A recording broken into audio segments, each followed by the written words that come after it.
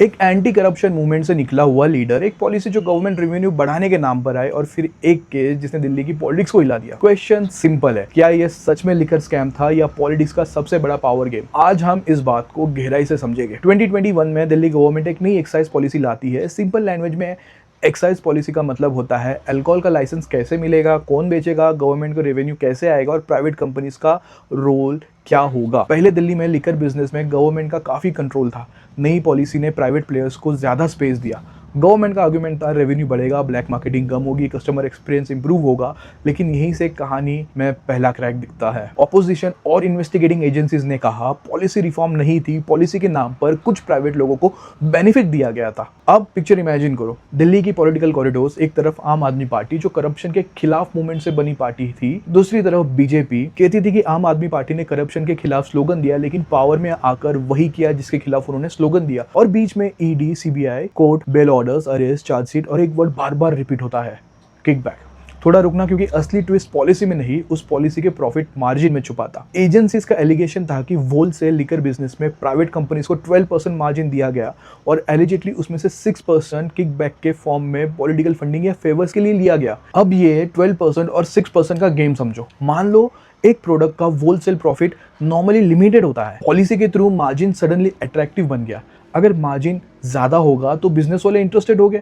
Agencies का claim था कि ये extra margin natural market design नहीं था, ये एलिजिडली कुछ सिलेक्टेड लोगों को बेनिफिट देने के लिए बनाया गया था और बदले में पैसा पॉलिटिकल नेटवर्क तक आया। आम आदमी पार्टी का स्टैंड अपोजिट था। उन्होंने कहा ये केस पॉलिटिकल वेंडेटा है, सेंट्रल एजेंसीज का मिसयूज है और एविडेंस सॉलिड नहीं है। यहाँ वीवर के मन में एक क्वेश्चन आएगा, अगर पॉलिसी प्रॉब्लमेटिक थी तो केजरीवाल डायरेक्टली कैसे इन्वॉल्व हुए? एजेंसीज का केस ये था कि top level approval meeting, political decision making और एलिजेड मनी ट्रेल में सीनियर आम आदमी पार्टी लीडरशिप का रोल था। ईडी ने कोर्ट में क्लेम किया था कि साउथ ग्रुप से एलिजिडली 45 करोड़ आम आदमी पार्टी के गोवा कैंपेन में यूज हुए। लेकिन याद रखो, एलिगेशन कोर्ट में प्रूव होना अलग बात होती है, मीडिया हेडलाइंस अलग होती है, लीगल कन्विक्शन अलग होती है। और यहीं पर केस का सबसे इंपॉर्टेंट डिफरेंस समझना जरूरी है। अरेस्ट का मतलब कन्विक्शन नहीं होता। आइए हम एक बार टाइमलाइन को समझते हैं। 2021 में न्यू एक्साइज पॉलिसी आई, 2022 में एलिगेशंस और इन्वेस्टिगेशन स्टार्ट हुई, पॉलिसी स्क्रैप कर दी गई और दिल्ली ओल्ड एक्साइज मॉडल पर वापस चली गई। सीबीआई ने करप्शन एंगल से केस देखा, ईडी ने मनी लॉन्ड्रिंग एंगल से केस देखा, मनीष सिसोदिया अरेस्ट हुए, संजय सिंह अरेस्ट हुए, के कविता का नाम आया और 21 मार्च 2024 को अरविंद केजरीवाल को ईडी ने अरेस्ट किया।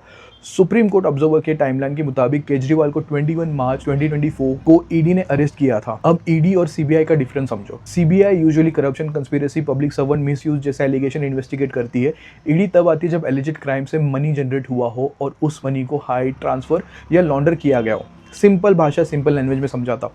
अगर किसी ने ब्राइब ली तो सीबीआई पूछेगा ब्राइब कैसी ली, ईडी पूछेगा ब्राइब का पैसा कहाँ गया। केजरीवाल साइड का आर्गुमेंट था कि उनके खिलाफ डायरेक्ट मनी रिकवरी नहीं है। आम आदमी पार्टी ने बार बार कहा कि विटनेस प्रेशर में स्टेटमेंट दे रहे हैं।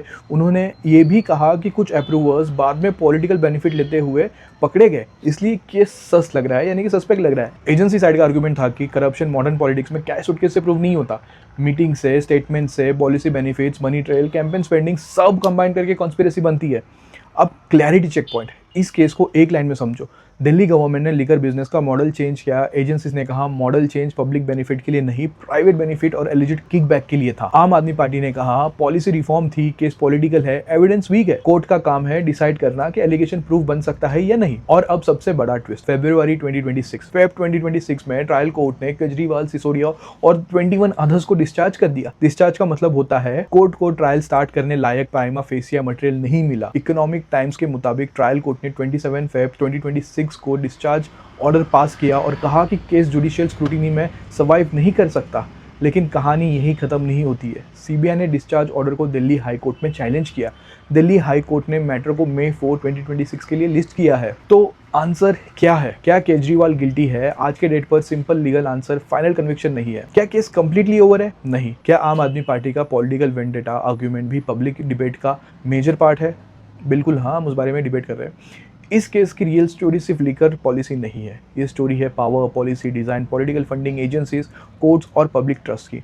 एक तरफ करप्शन का एलिगेशन, दूसरी तरफ मिसयूज ऑफ एजेंसीज का एलिगेशन और बीच में वोटर जो सिर्फ एक चीज जानना चाहता है, भाई सच क्या है, सच बता दो। अब आप समझ गए, दिल्ली लीकर केस एक सिंपल शराब स्कैम हेडलाइन नहीं है, ये एक टेस्ट है पॉलिसी रिफॉर्म और पॉलिटिकल करप्शन के बीच लाइन कहाँ खींचती है और कोर्ट उस लाइन को कैसे प्रूव करता है। ओके दोस्तों, उम्मीद करता हूँ आपको ये वीडियो पसंद आया होगा। अगर आपको ये वीडियो पसंद आता है तो चैनल को लाइक कीजिए, सब्सक्राइब कीजिए, कमेंट कीजिए। आज के लिए इतना ही, मिलते हैं अगले स्कैम में।